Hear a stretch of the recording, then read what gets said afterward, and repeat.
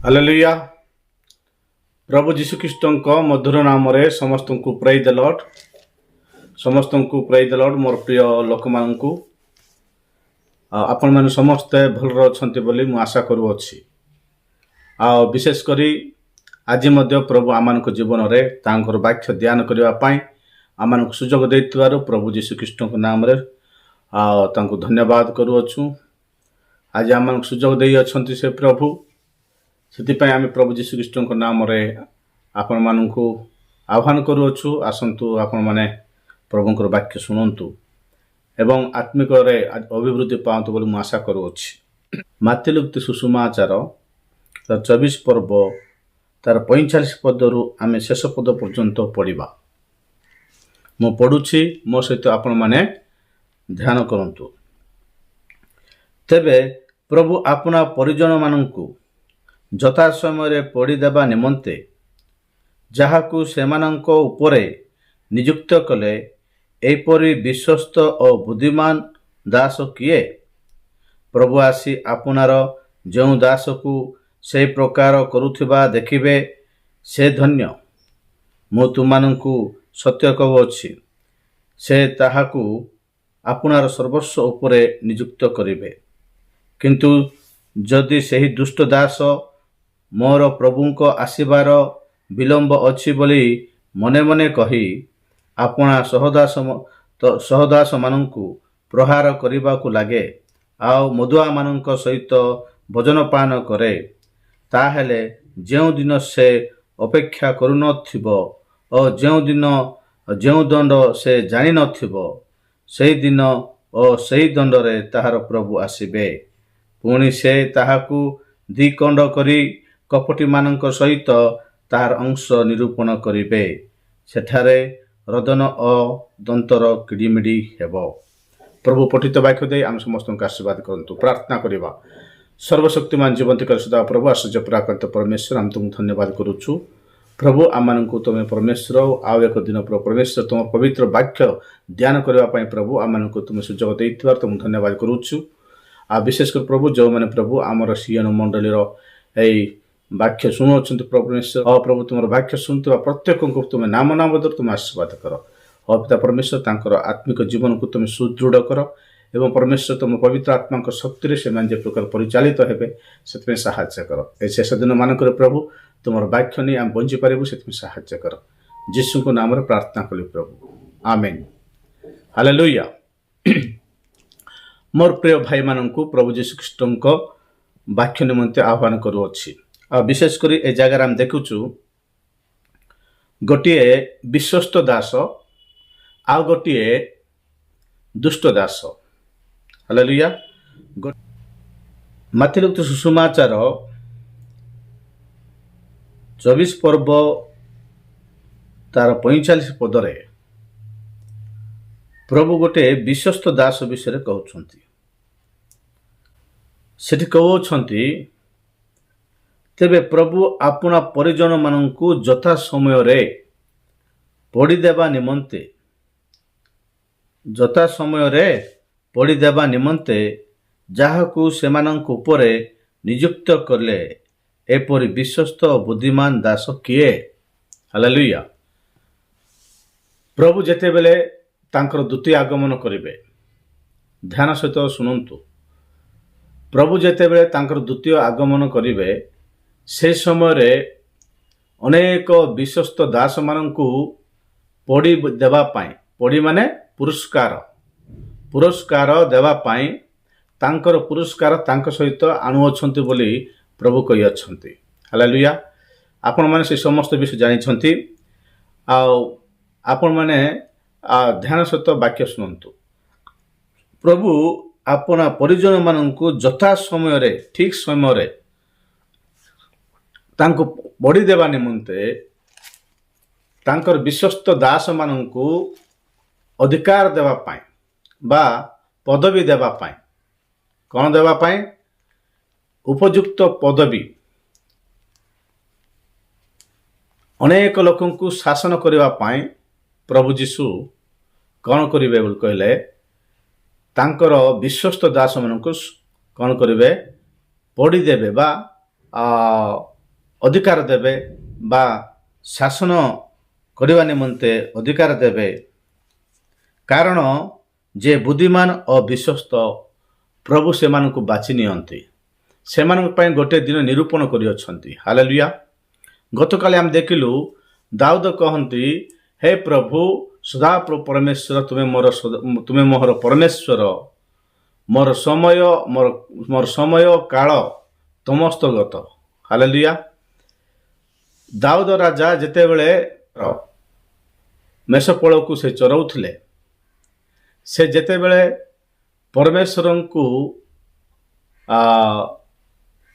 ଜାଣିବାକୁ ସେ ଚେଷ୍ଟା କଲେ, ପରମେଶ୍ୱର ହିଁ ତାଙ୍କୁ ଧରିଲେ କହିବାକୁ ଗଲେ। ହାଲେଲୁୟା। ଆଉ ମୁଁ କହିବାକୁ ଚାହେଁ, ଦାଉଦ ରାଜା ଯେତେବେଳେ ବାଳକ ଅବସ୍ଥାରେ ଥିଲେ ସେତେବେଳେ ହିଁ ପ୍ରଭୁ ତାଙ୍କୁ ଗ୍ରହଣ କଲେ। ହାଲେଲୁୟା। ଆଉ ସେ ଯେତେବେଳେ ପର୍ବତମାଳାରେ ମେଷପଳ ଚରାଉଥିଲେ ସେତେବେଳେ ପରମେଶ୍ୱର ବାପାଙ୍କ ମେଷପଳ ଗପଳ ଚରାଉଥିଲେ ପ୍ରାନ୍ତରରେ ପର୍ବତ ଜଙ୍ଗଲରେ ମେଷପଳ ଚରାଉଥିଲେ। ବିଶ୍ୱସ୍ତ ସନ୍ତାନ ଅଟନ୍ତି ସେ, ତାଙ୍କ ବାପାଙ୍କର ଯୀଶୁଙ୍କର ବିଶ୍ୱସ୍ତ ସନ୍ତାନ। ସିଏ ଯେତେବେଳେ ତାଙ୍କ ବାପାଙ୍କର ମେଷପଳ ପ୍ରାନ୍ତରରେ ଚଳାଉଥିଲେ, ପ୍ରଭୁଙ୍କ ଦାସ ତାଙ୍କ ଘରକୁ ଆସିଲେ। ପ୍ରଭୁଙ୍କ ଦାସ ଇଲିସାୟ ତାଙ୍କ ଘରକୁ ଆସିକରି ତାଙ୍କର ପୁଅମାନଙ୍କୁ ଡାକିଲେ। ତାଙ୍କର ସମସ୍ତ ପୁଅମାନଙ୍କୁ ଡାକିଲେ, କେହି ମଧ୍ୟ ଅଭିଷିକ୍ତ ହେଇପାରିଲେ ନାହିଁ। ମାତ୍ର ଶେଷରେ ପ୍ରାନ୍ତରରେ ମେଷପଳ ଚରାଉଥିବା ଆଉ ଦାଉଦଙ୍କୁ ଡାକି ଆଣିବା ପାଇଁ ପ୍ରଭୁଙ୍କ ଦାସ ତାଙ୍କ ବାପାଙ୍କୁ ଅର୍ଡ଼ର ଦେଲେ ବା ଆଣିବାକୁ କହିଲେ, ଡାକି ଆଣିବାକୁ କହିଲେ। ସେ ତାଙ୍କୁ ପ୍ରାନ୍ତରୁ ଡାକି ଆଣିଲା ପରେ ପ୍ରଭୁ ତାଙ୍କୁ କହିଲେ, ଏଇ ଦେଖ, ତୁମେ ଯାହାକୁ ଅଭିଷିକ୍ତ କରିବାର ଅଛି, ଇସ୍ରାଏଲ ମାନଙ୍କ ଉପରେ ଯାହାକୁ ଅଭିଷିକ୍ତ କରିବାର ଅଛି, ସେଇ ଲୋକ ଏହାକୁ ତୁମେ କ'ଣ କର, ଇସ୍ରାଏଲ ଉପରେ ରାଜାଭିଷିକ୍ତ କର। ହାଲେଲୁୟା। ପ୍ରଭୁ ଏଠି ଆମେ କ'ଣ ଦେଖୁଛୁ ବୋଲି କହିଲେ, ପ୍ରଭୁ ଦାଉଦଙ୍କୁ ମନୋନୀତ କଲେ। ପ୍ରେଜ୍ ଦ ଲର୍ଡ। ଦାଉଦ ହେଉଛନ୍ତି ପ୍ରଭୁ ଯୀଶୁଖ୍ରୀଷ୍ଟଙ୍କର ମନୋନୀତ ଦାସ। ହାଲେଲୁୟା। ଦାଉଦ ହେଉଛନ୍ତି ଗୋଟେ ବିଶ୍ୱସ୍ତ ଅଟନ୍ତି ପରମେଶ୍ୱରଙ୍କର ସେବା କରିବା ପାଇଁ। ପରମେଶ୍ୱରଙ୍କ ନିମନ୍ତେ ସେ ବୀର ତୁଲ୍ୟ ଗଲିଆତ ଉପରକୁ ଯାଇଥିଲା। ବୀର ହୋଇକରି ପ୍ରଭୁଙ୍କ କାର୍ଯ୍ୟ କରିବା ପାଇଁ, ପ୍ରଭୁଙ୍କ ପାଇଁ ଗୋଟେ ଅଧିକାର ସ୍ୱରୂପେ ଠିଆ ହେଇଥିଲେ। ପ୍ରଭୁଙ୍କୁ ଯଦି କ'ଣ କହିବେ, ପ୍ରଭୁଙ୍କ ବିରୁଦ୍ଧରେ କେହି ଯଦି କ'ଣ କହିବେ, ଦାଉଦ ରାଜା ବଡ଼ ଭୟଙ୍କର ଭାବରେ ରାଗି ଯାଉଥିଲେ। ଆମ ଜୀବନ୍ତ ପରମେଶ୍ୱରଙ୍କୁ ଏ ଅସୁନତ ଗଲିଆତ ଆମ ପରମେଶ୍ୱରଙ୍କୁ କ'ଣ ପାଇଁ ଅବମାନନା କରୁଛି ବୋଲି ସେ ରାଗିକିରି କ'ଣ କଲେ ବୋଲି କହିଲେ, ପରମେଶ୍ୱରଙ୍କ ଶକ୍ତି ସାହାଯ୍ୟରେ ଗଲିଆତକୁ ପରାସ୍ତ କଲେ। ହାଲେଲୁୟା। ସେଇ ପ୍ରକାର ପ୍ରଭୁଙ୍କର ମନୋନୀତ ଲୋକ ଏ ଜାଗାରେ ଆମେ ଦେଖିପାରୁଛୁ। ପ୍ରଭୁ ଯଥା ସମୟରେ ଦାଉଦଙ୍କୁ ରାଜା କଲେ। ହାଲେଲୁୟା। ତା ପୂର୍ବରୁ ଗୋଟେ ରାଜା ଥିଲେ, ତାଙ୍କୁ ମଧ୍ୟ ପରମେଶ୍ୱର ଅଭିଷେକ କରି ରାଜା କରୁଥିଲେ, କିନ୍ତୁ ସେ ଜଗତର ଧନକୁ, ଜଗତର ବିଷୟକୁ ଦେଖିକରି ସେ ପତିତ ହୋଇଗଲେ, ପରମେଶ୍ୱରଙ୍କୁ ବିରୁଦ୍ଧ ଆଚରଣ କଲେ। ତେଣୁ ପରମେଶ୍ୱର ଯଥା ସମୟରେ ଦାଉଦଙ୍କୁ କ'ଣ କଲେ ବୋଲି କହିଲେ, ରାଜ୍ୟଭାର ଦେବା ପାଇଁ ସମସ୍ତଙ୍କ ଉପରେ ନିଯୁକ୍ତ କଲେ। ହାଲେଲୁୟା। ସେମାନଙ୍କ ଉପରେ ବୋଲି କହିଲେ ଇସ୍ରାଏଲ ମାନଙ୍କ ଉପରେ। ଆଉ ସେଇ ସମୟକୁ ଜିହୁଦା ଦେଶ, ଇସ୍ରାଏଲ ଦେଶ ଅଲଗା ଅଲଗା ନଥିଲା, ଗୋଟେ ପାଖରେ ଥିଲା। ଯେହେତୁ ସାଉଲ ରାଜା 40 ବର୍ଷ, ଦାଉଦ ରାଜା 40 ବର୍ଷ, ସଲୋମନ ରାଜା 40 ବର୍ଷ ରାଜତ୍ୱ କଲା ପରେ ସଲୋମନ ରାଜାଙ୍କର ପୁତ୍ର ରେହବିମଙ୍କ ସମୟରେ ରାଜ୍ୟ ବିଭକ୍ତ ହୋଇଗଲା। ହାଲେଲୁୟା। ହେଲେ ଏଠି ମୁଁ କହିବାର ଅର୍ଥ କ'ଣ ବୋଲେ ଏ ସମସ୍ତ ଗୋଷ୍ଠୀ ଉପରେ ଯେ ନିଯୁକ୍ତ ହେବ ସେହିପରି ବିଶ୍ୱସ୍ତ ଦାସ କିଏ ବୋଲେ ଦାଉଦ। ହାଲେଲୁୟା। ସେ ପ୍ରକାର ବିଶ୍ୱସ୍ତ ଦାସ କିଏ ବୋଲି କହିଲେ ଦାଉଦ ହେଉଛନ୍ତି ସେ ପ୍ରକାର ବିଶ୍ୱସ୍ତ ଦାସ। ପ୍ରେଜ୍ ଦ ଲର୍ଡ। ପ୍ରଭୁଙ୍କୁ ଯଦି କେହି ଯଦି କ'ଣ କହିବେ ତାହେଲେ ଆମକୁ ବହୁତ ରାଗ ଲାଗୁଥିଲା। ପ୍ରଭୁଙ୍କୁ ଯଦି କେହି ଯଦି ତୁଚ୍ଛ କରି କଥା କହିବେ ତାର ମାନେ ବିଷୟବସ୍ତୁ ନ ଦେଖିବା ପର୍ଯ୍ୟନ୍ତ ଛାଡ଼ିବାର ନାହିଁ। ପ୍ରଭୁଙ୍କ ପାଇଁ ଏ ଗୋଟେ ବୀର ତୁଲ୍ୟ ଠିଆ ହେଉଥିଲେ। ପ୍ରେଜ୍ ଦ ଲର୍ଡ। ସେହି ପ୍ରକାର ଲୋକକୁ ପ୍ରଭୁ ଯୀଶୁ କ'ଣ କରୁଛନ୍ତି ଉପଯୁକ୍ତ ସମୟରେ ପଡ଼ିଦେଇ ଆଉ ଏ ସେମାନଙ୍କର ଲୋକମାନଙ୍କ ଉପରେ ଆଉ ତାହାଙ୍କୁ ନିଯୁକ୍ତ କଲେ ଶାସନ କରିବା ପାଇଁ, ଅଧିକାର ପ୍ରାପ୍ତ ହେବା ପାଇଁ, ସେମାନଙ୍କୁ ଚଳାଇବା ପାଇଁ ନିଯୁକ୍ତ କଲେ। ଏହି ପ୍ରକାର ବିଶ୍ୱସ୍ତ ବୁଦ୍ଧିମାନ ଦାସ ହେଉଛନ୍ତି ଦାଉଦ। ହାଲେଲୁୟା। ମୋର ପ୍ରିୟ ଲୋକମାନେ, ମୋ ପ୍ରିୟ ପ୍ରଭୁଙ୍କ ଦାସମାନେ, ଆପଣମାନଙ୍କୁ ମଧ୍ୟ ପ୍ରଭୁ ଏହି ପ୍ରକାର ସୁଯୋଗ ଦେଇଅଛନ୍ତି। ତୁମକୁ ଏବଂ ମୋତେ ଆଉ ଆପଣମାନଙ୍କୁ ଏବଂ ମୋତେ ଆଉ ପ୍ରଭୁ ସେହି ପ୍ରକାର ଦାୟିତ୍ୱ ଦେଇଅଛନ୍ତି। ଆମମାନଙ୍କୁ ପ୍ରଭୁଙ୍କ ସେବା କରିବା ନିମନ୍ତେ ପାଳକର ଯୋଗ୍ୟତା ଦେଇଅଛନ୍ତି। ଆମମାନଙ୍କୁ ସୁସମାଚାର ପ୍ରଚାରକର ଯୋଗ୍ୟତା ଦେଇଅଛନ୍ତି। ଶିକ୍ଷକଙ୍କର ଯୋଗ୍ୟତା ଦେଇଅଛନ୍ତି। ହାଲେଲୁୟା। ଆମମାନଙ୍କୁ ପରମେଶ୍ୱର ବିଭିନ୍ନ ପ୍ରକାର ଦାନ ଦେଇଅଛନ୍ତି। ଆମମାନଙ୍କୁ କାହାକୁ ତ ପାଳକ, କାହାକୁ ତ ଶିକ୍ଷକ, କାହାକୁ ତ ପ୍ରେରିତ, କାହାକୁ ତ ବାବବାଦୀ, ଆଉ କାହାକୁ ଶିକ୍ଷକ ଭାବରେ, କାହାକୁ ସୁସମାଚାର ପ୍ରଚାରକ ଭାବରେ, ବିଭିନ୍ନ ପ୍ରକାର ଭାବରେ ତାହାଙ୍କର ସେବକ ହେବା ନିମନ୍ତେ ନିଯୁକ୍ତ କରିଅଛନ୍ତି। ହାଲେଲୁୟା। ଆମମାନଙ୍କୁ ପ୍ରଭୁଙ୍କ ଦାସ ହେବାର ଅଛି ବୋଲି କହିଲେ ଏତେ ସାଧାରଣ ବିଷୟ ନୁହେଁ। ହାଲେଲୁୟା। ପ୍ରଭୁ ଯାହାକୁ ବିଶ୍ୱସ୍ତ ବୁଦ୍ଧିମାନ ଦାସ ବୋଲି ଦେଖିବେ ତାହାକୁ ହିଁ ତାହାଙ୍କର ଲୋକମାନଙ୍କ ଉପରେ ଅଧିକାର ଦେବେ। ହାଲେଲୁୟା। ତ ଏ ଜାଗାରେ ଆମେ ଦେଖୁଛୁ ସେଇ ବୁଦ୍ଧିମାନ ଦାସ କିଏ ବୋଲି କହିଲେ ଯିଏ ପ୍ରଭୁଙ୍କ ପାଇଁ ଠିଆ ହେବ, ଯିଏ ପ୍ରଭୁଙ୍କ ପାଇଁ ଜୀବନ ଦେବ, ପାଉଲ ଶିଲାଙ୍କ ପରି। ହାଲେଲୁୟା। ଆଉ ବିଶେଷ କରି ଆପଣମାନଙ୍କୁ ଆଉ ଜଣଙ୍କୁ ମୁଁ ପରିଚୟ କରିବାକୁ ନିଏ, ସେ କିଏ ବୋଲି କହିଲେ ବିଶ୍ୱସ୍ତ ମଶା। ହାଲେଲୁୟା। ମଶା ଇସ୍ରାଏଲ ଲୋକମାନଙ୍କର ନେତୃତ୍ୱ ନେବା ନିମନ୍ତେ ମଶା ଏବଂ ହାରଣ ଏ ଦୁଇ ଜଣ କ'ଣ କଲେ ବୋଲି କହିଲେ ପରମେଶ୍ୱରଙ୍କର ଗୃହରେ ବିଶ୍ୱସ୍ତ ଦାସ ବୋଲି ପରିଚିତ ହେଲେ। ହାଲେଲୁୟା। ମଶାଙ୍କୁ ପରମେଶ୍ୱରଙ୍କ ଗୃହର ବିଶ୍ୱସ୍ତ ଦାସ ବୋଲି କହିଲେ। ପ୍ରେଜ୍ ଦ ଲର୍ଡ। ପରମେଶ୍ୱରଙ୍କ ଗୃହ ବୋଲି କହିଲେ କିଏ? ପରମେଶ୍ୱରଙ୍କ ଗୃହରେ କିଏ ଥିବେ? ତାଙ୍କର ସନ୍ତାନ ସନ୍ତତି ମାନେ ଥିବେ। ହାଲେଲୁୟା। ତାଙ୍କର ଲୋକମାନେ ଥିବେ, ତାଙ୍କର ସନ୍ତାନ ସନ୍ତତି ମାନେ, ତାଙ୍କର ପରିବାର ବୃନ୍ଦ ସମସ୍ତେ ପରମେଶ୍ୱରଙ୍କ ଗୃହରେ ଥିବେ। ସେ ସମସ୍ତଙ୍କ ଉପରେ ମଶାଙ୍କୁ ବିଶ୍ୱସ୍ତ ଦେଖିଲେ ପ୍ରଭୁ। ହାଲେଲୁୟା। ମୋ ସହିତ ଯଦି ଖୋଲିବେ ଆପଣମାନେ ଏବ୍ରୀ ପୁସ୍ତକ ତାର 3 ପର୍ବ ତାର 4 ପଦରେ ଲେଖା ହେଇଛି, ଯେଣୁ ପ୍ରତ୍ୟେକ ଗୃହ କୌଣସି ନା କୌଣସି ବ୍ୟକ୍ତିଙ୍କ ଦ୍ୱାରା ସ୍ଥାପିତ, କିନ୍ତୁ ସମସ୍ତ ବିଷୟର ଯେ ସ୍ଥାପନକର୍ତ୍ତା ସେ ଈଶ୍ୱର।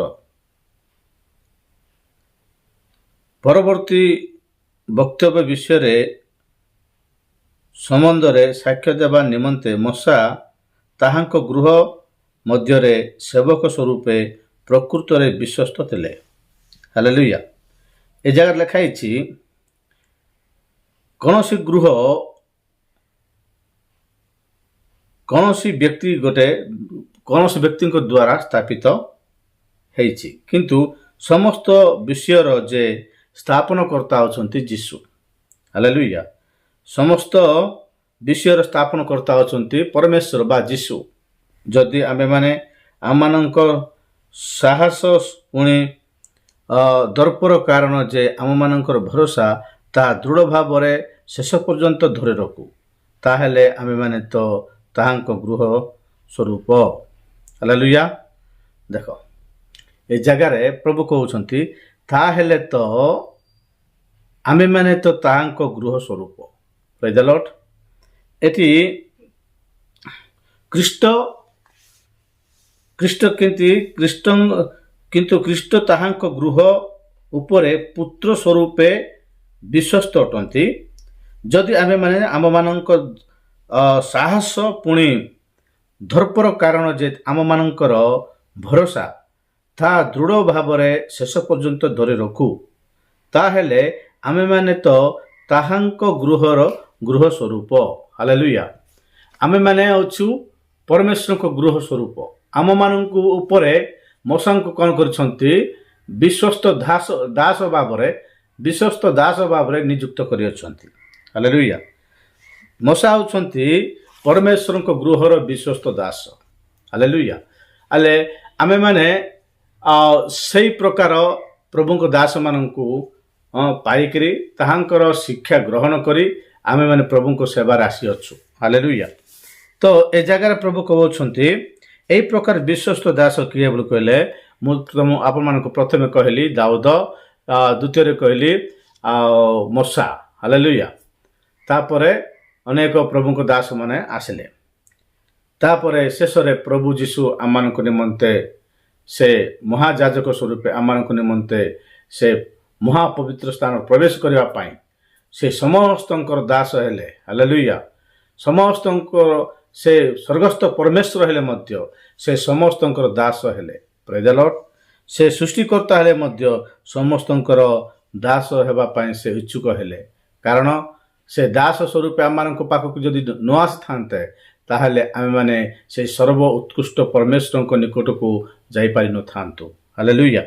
ତେଣୁ ଏ ଜାଗାରେ ଆମେ ଦେଖୁଛୁ ସେ ପ୍ରକାର ବିଶ୍ୱସ୍ତ ବୁଦ୍ଧିମାନ ଦାସ ହେଉଛନ୍ତି ପ୍ରଭୁଙ୍କ ସେବକମାନେ। ହାଲେଲୁୟା। ହେଲେ ପ୍ରଭୁ ଆସି ଆପଣାର ଯେଉଁ ଦାସକୁ ସେ ପ୍ରକାର କରୁଥିବା ଦେଖିବ ସେ ଲୋକ ଧନ୍ୟ। ପ୍ରଭୁ ଯେତେବେଳେ ଆସିବେ ତାଙ୍କ ଦ୍ୱିତୀୟ ଆଗମନରେ, ଆଉ ସେତେବେଳେ ଯେଉଁ ପ୍ରଭୁଙ୍କ ଦାସମାନେ ପରମେଶ୍ୱରଙ୍କ ସେବାରେ ନିବିଷ୍ଟ ହୋଇ ପରମେଶ୍ୱରଙ୍କ ସେବାରେ ଆଉ ବିଶେଷ କରି ସ୍ୱାର୍ଥପରତା ନଥାଇ ଆଉ ଅହଙ୍କାର ଈର୍ଷା ଭାବ ନଥାଏ, ପରମେଶ୍ୱରଙ୍କ ସେବା ସ୍ୱଚ୍ଛନ୍ଦ ଭାବରେ ପରମେଶ୍ୱର ଯେଉଁ ଅଧିକାର ଦେଇଅଛନ୍ତି ସେ ଅଧିକାରକୁ ତାଙ୍କେ ବଜାୟ ରଖିବେ। ଆଉ ଯେଉଁମାନେ ଯେଉଁ କାମ ନିମନ୍ତେ ସେମାନେ ନିଯୁକ୍ତ ହୋଇଛନ୍ତି, ସୁସମାଚାର ପ୍ରଚାରକ ହେଉ ବା ପାଳକ ପଦ ହେଉ ଆଉ ପ୍ରେରିତ ପଦ ହେଉ, ଯେକୌଣସି ଶିକ୍ଷକ ପଦ ହେଉ, ଯେକୌଣସି ପଦ ଯଦି ପ୍ରଭୁ ତୁମମାନଙ୍କୁ ଦେଇଅଛନ୍ତି ସେଇ କାର୍ଯ୍ୟ ତୁମେମାନେ ଜୀବନର ଶେଷ ପର୍ଯ୍ୟନ୍ତ ବା ଯୀଶୁଖ୍ରୀଷ୍ଟଙ୍କର ଆଗମନ ପର୍ଯ୍ୟନ୍ତ ବିଶ୍ୱସ୍ତ ଭାବରେ ଯଦି ତୁମେମାନେ ନିଭାଉଅଛ ତାହେଲେ ତୁମେମାନେ ଧନ୍ୟ। ହାଲେଲୁୟା। ଆମେମାନଙ୍କର ବିଶ୍ୱସ୍ତ ଦେଖିବେ ପ୍ରଭୁ, ଆମମାନଙ୍କର ସେବା ଦେଖିବେ ପରମେଶ୍ୱର। ଆମେମାନେ କେଉଁ ପ୍ରକାର ସେବା କରୁଅଛୁ, କେଉଁ ପ୍ରକାର ଦାୟିତ୍ୱ ନେଉଅଛୁ, ମଣ୍ଡଳୀର ଦାୟିତ୍ୱ କେଉଁ ପ୍ରକାର ନେଉଛୁ, ମେଷମାନଙ୍କର ଦାୟିତ୍ୱ କେଉଁ ପ୍ରକାର ନେଉଛୁ। ଦାଉଦ ବାପାଙ୍କର ମେଷମାନଙ୍କୁ ବହୁ ସୁରକ୍ଷା ଭାବରେ ଜଗୁଥିଲେ। ହାଲେଲୁୟା। ସିଂହ ଏବଂ ଭାଲୁ ଯେତେବେଳେ ଆକ୍ରମଣ କରିବାକୁ ଆସିବେ ସେମାନଙ୍କୁ ପରାସ୍ତ କରୁଥିଲେ ଦାଉଦ। ହାଲେଲୁୟା। ସେମାନଙ୍କ ସହିତ ଯୁଦ୍ଧ କରୁଥିଲେ। ମୋର ପ୍ରିୟ ପ୍ରଭୁଙ୍କ ଦାସମାନେ, ମୋ ପ୍ରିୟ ପ୍ରଭୁଙ୍କ ଲୋକମାନେ, ଆପଣଙ୍କ ଉପରକୁ ସେ ସିଂହ ଏବଂ ଭାଲୁ କ'ଣ କରିବେ? ଯୁଦ୍ଧ କରିବାକୁ ଆସିବେ। ହାଲେଲୁୟା। ତୁମମାନଙ୍କ ଉପରକୁ ଯେତେବେଳେ ସେମାନେ ଆସିବେ ସେତେବେଳେ ତୁମେମାନେ କ'ଣ କରିବାକୁ ପଡ଼ିବ? ତାଙ୍କ ସହିତ ତୁମେ ଯୁଦ୍ଧ କରିବାକୁ ପଡ଼ିବ, ତାଙ୍କୁ ତୁମେ ଜୟ କରିବାକୁ ପଡ଼ିବ। ମୁଁ ଗତକାଲି କହୁଥିଲି ଯେ ଜୟ କରିଅଛି ସେ ପରିତ୍ରାଣ ପାଇବ। ହାଲେଲୁୟା। ଯେ ପ୍ରାର୍ଥନା କରିବ ସେ ପରିତ୍ରାଣ ପାଇବ। ପ୍ରଭୁ ଯୀଶୁଖ୍ରୀଷ୍ଟଙ୍କ ନାମରେ ଯେ ପ୍ରାର୍ଥନା କରିବ, ତାର ସମସ୍ତ ମନ ଆତ୍ମା ପ୍ରାଣ ଦେଇ ପ୍ରଭୁଙ୍କୁ ଡାକିବ, ସେ ପରିତ୍ରାଣ ପାଇବ। ହାଲେଲୁୟା। ତ ଦାଉଦଙ୍କ ପରି ଆମେମାନେ ହେବାକୁ ପଡ଼ିବ। ଆମେମାନେ ମୋଶାଙ୍କ ପରି ହେବାକୁ ପଡ଼ିବ। ମୋଶା ଯେ ପ୍ରକାର ତାଙ୍କ ଗୃହରେ ବିଶ୍ୱସ୍ତ ଦାସ ସ୍ୱରୂପେ ଥିଲେ, ପରମେଶ୍ୱରଙ୍କ ଗୃହରେ ପରମେଶ୍ୱରଙ୍କ ଗୃହ ଉପରେ ପ୍ରଭୁଙ୍କ ଦାସ ମୋଶାଙ୍କୁ ନିଯୁକ୍ତ କଲେ। ହାଲେଲୁୟା। ଠିକ୍ ସେହି ପ୍ରକାରେ ଆଜି ଆମମାନଙ୍କୁ ମଣ୍ଡଳୀର ସୁରକ୍ଷା କରିବା ପାଇଁ ପବିତ୍ର ଆତ୍ମା ଆମମାନଙ୍କୁ ନିଯୁକ୍ତ କରିଅଛନ୍ତି। ପବିତ୍ର ଆତ୍ମା ଆମମାନଙ୍କୁ ତାଙ୍କର ସେବା ପାଇଁ ଡାକିଅଛନ୍ତି। ମୋର ପ୍ରିୟ ଲୋକମାନେ, ଆପଣ ଏ ଜଗତ ନିମନ୍ତେ ସେବା କରନ୍ତୁ ନାହିଁ, ନିଜର ପରିବାର ନିମନ୍ତେ ପ୍ରଭୁଙ୍କର ସେବା କରନ୍ତୁ ନାହିଁ, ନିଜର ପେଟ ପୋଷଣ ନିମନ୍ତେ ପ୍ରଭୁଙ୍କ ସେବା କରନ୍ତୁ ନାହିଁ। ପ୍ରଭୁଙ୍କ ସେବା ଏଇଥିପାଇଁ କରିବାର ଅଛି, ପ୍ରଭୁ ଯେତେବେଳେ ଆସିବେ ସେଇ ଯେଉଁ ଦାସକୁ ଦେଖିବେ ପ୍ରଭୁ ଯେଉଁ ଦାସକୁ ଯେଉଁ କାମକୁ ଦେଇଛନ୍ତି ସେ କାମ ସେ ବିଶ୍ୱସ୍ତ ଭାବରେ କରୁଛି ନା ନାହିଁ। ହାଲେଲୁୟା। ସେ ଟଙ୍କା ପାଇଁ କାମ କରୁଛି ନା ପ୍ରଭୁଙ୍କ ସେବା ବଢ଼ୁ ବୋଲି କାମ କରୁଛି। ସେ ପେଟ ପୋଷଣ ପାଇଁ କାମ କରୁଛି ନା ପ୍ରଭୁଙ୍କର ସେବା ପାଇଁ ମୁଁ ଜୀବନ ଦେବି ବୋଲି ବାହାରୁଛି। ହାଲେଲୁୟା। ପ୍ରଭୁଙ୍କର ମେଷମାନଙ୍କୁ କେଉଁ ପ୍ରକାର ଚରଉଛନ୍ତି ଆପଣମାନେ? ପ୍ରଭୁଙ୍କର ଯେଉଁ ମେଷମାନଙ୍କୁ ଆପଣଙ୍କୁ ପ୍ରଭୁ ଦେଇଅଛନ୍ତି ସେମାନଙ୍କ ଉପରେ ଆପଣଙ୍କୁ ନିଯୁକ୍ତ କରିଅଛନ୍ତି।